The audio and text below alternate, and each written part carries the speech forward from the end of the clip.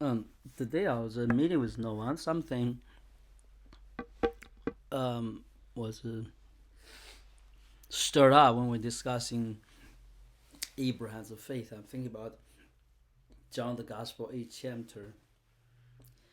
Recognize the work of a familiar spirit, religious spirit, create this northern tension, but literally a very dangerous confusion to rob the wonderful season and active work God that in this person's season towards Noah's life. And it's time for Noah to rise up as young man, very wise, advancing in the spiritual stature, and to begin to discuss solid topic. So let me tell you something. Timothy was about 20 some years old. He was enlisted in Paul's service and discipleship. And I think you recognize the years ahead. Our time is more than a teaching topic, so to rather spend more time to discuss some major things part of your spiritual walk, So, and well, the clearly this war is not against flesh blood, but it's against certain personalities represent the way of the world. So never refuse. This is the devil's trick, okay? Or religion minds. Foolish people. To understand, your authority power is not expired in the air. It's not somewhere else, it's flying around. Not in the platform to argue with, do apologetic with people. That can happen, sometimes needed. But it's in the living ways, taking care of the flock, taking care of the people around you. Said, hey, where's your heart is? Where your mind is? I can apply the sword. I can apply the rod. That's how you do it. So it means I was like, oh, that person, per name, seems to have a problem going on. I will pray to God about it. I'll pray for that. But when they begin to spill it over, distract God's work in general, well, I'll call them now. Now I will tell them, that's the way.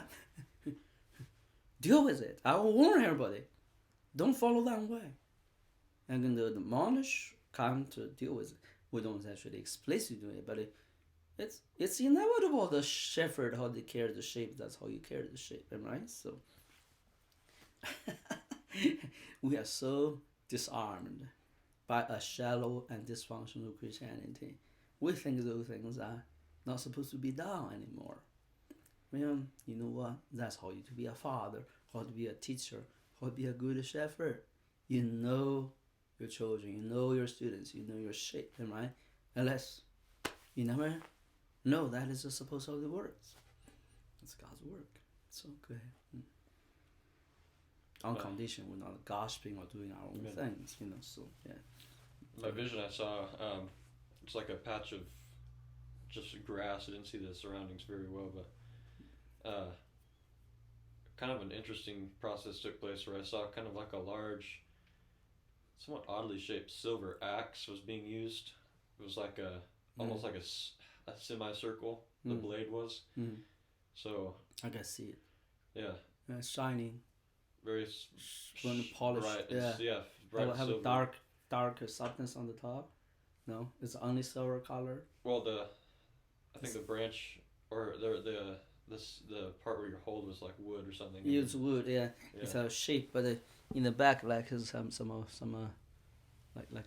I can't recall details. Okay, well, yeah. But I think we're being close to the same thing. Okay. And it's very sharp. It's like a seed, like the one cutting grass, cutting. Well, what I saw take place was that it actually cut into the grass, even into the soil. Okay. Answer Naomi after my vision. Okay. And it cut into it like about 5 or 6 times, parallel lines. And then it turned 90 degrees and then began to cut perpendicular lines. So to where I got 6 lines going this way, and 5 or 6 going this way to make like a cross pattern. How large? Just like probably about this big, just in this patch of grass that everything was focused on. So it's kind of a strange process cutting through the grass and into the soil.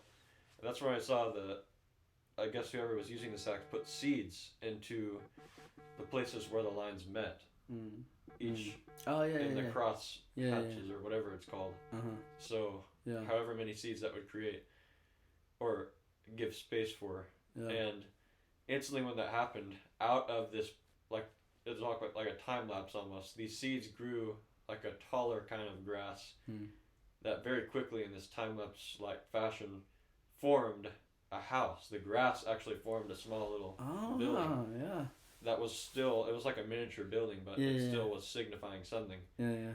And yeah, that's it just Grew up into it formed into this very intricate house that was made out of this grass that grew from the seeds that had been planted there. And that's all I saw in that vision. What do you think it means? I have no clue, man. It was very kind of odd. Yeah. But yeah. So like grass is not supposed to be a place to build a house, right? It's a good thing or the bad thing. I felt like it was a good thing. Okay. That's at least the connotation I think it had, because it was meant to signify something. The house did, I think. Organic growth. Something like that. Very quick growth too. Yeah. Any reflection was what I shared, the latter part? It was about an hour or so. I hope I didn't impose understanding on you in the process. That's the thing is this continued theme of outward or outside spiritual influences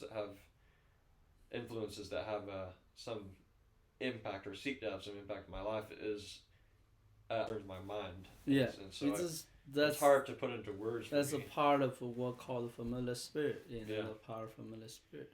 Yeah. When you live in the culture, you get used to it. You don't think too much. This is how I do things. This is what everybody doing things. So yeah. And that's a powerful culture in a sense. So, well, bless you, Nova.